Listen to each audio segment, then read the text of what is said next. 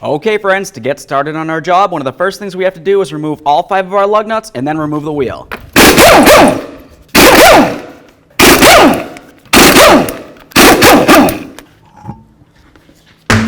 Now let's remove the sway bar link. To do that, if you look in the center, you can see an area that you should be able to fit an Allen head socket into. While holding that, you would just reverse this nut right here to remove it. Commonly, the center is stripped out, so I'm just going to use some locking pliers. Slide this out of the way. All right, let's go ahead and do the same to the bottom here.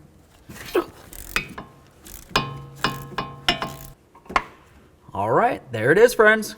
Okay, friends, now it's time to install our brand new sway bar link. Let's start in the bottom. We'll start the nut on there. Now to line up the top, let's go ahead and put something in between here. We'll just gently pry down, line it up, and slide it in.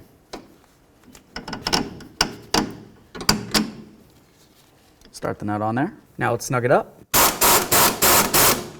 Sometimes to tighten these, you're probably going to have to hold the center. Torque this to 31 foot-pounds.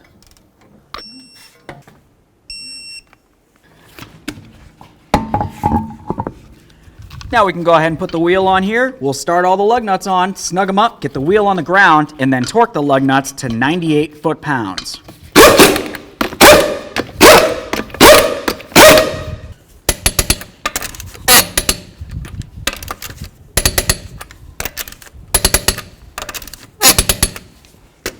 Torqued.